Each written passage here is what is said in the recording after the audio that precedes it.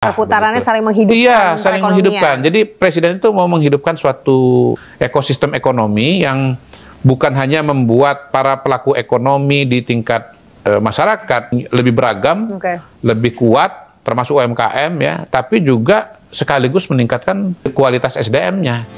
Nah, kalau saya menyederhanakan apa yang dikerjakan oleh Presiden Prabowo pada hari ini dengan terminologi itu. Prabowonomik itu. Jadi Prabowonomik itu adalah suatu pemerintahan di mana pertama ya, pasal 33 itu dikedepankan kekayaan negara sebesar-besar untuk kemakmuran rakyat. Negara punya peran yang besar dalam mengelola sumber daya alam yang ada. Kemudian yang kedua, peningkatan kualitas SDM. Sebetulnya semua program Presiden Prabowo ini arahnya meningkatkan kualitas SDM, mulai dari MBG yang tadi saya sudah ceritakan, kemudian renovasi sekolah, kemudian pemberian alat-alat pengajaran seperti smartboard ke sekolah-sekolah agar kualitas pendidikan juga merata untuk daerah yang terpencil.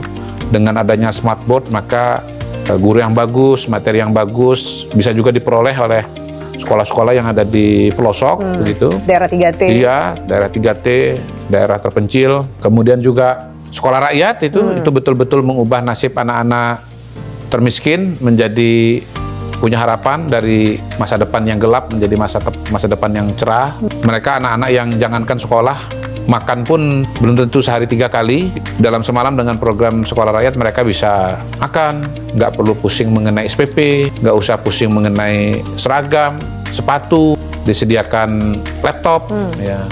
Ya satu-satunya tugas mereka adalah belajar dengan sungguh-sungguh, belajar dengan sebaik-baiknya gitu. Dan saya sudah melihat langsung bagaimana peserta sekolah rakyat ini betul-betul dari keluarga yang sangat terbatas. Umumnya orang tuanya itu 80% lah kira-kira yang saya pernah datangi itu lulusan SD dan SMP. Jadi kalau tidak ada dukungan dari pemerintah seperti sekolah rakyat, maka anak-anaknya itu most likely nanti juga cuma lulusan SD dan SMP gitu. Akan ngikut. Yang disebut oleh Pak Prabowo itu sebagai rantai kemiskinan itu. Jadi presiden berusaha memutus rantai kemiskinan dengan sekolah rakyat gitu. Cek kesehatan gratis. Itu kan untuk meningkatkan, memperbaiki kualitas kesehatan. MBG juga, kata Pak Menkes, MBG kalau berjalan, 40% masalah kesehatan sudah bisa diatasi. Karena kan dapat gizi yang bagus.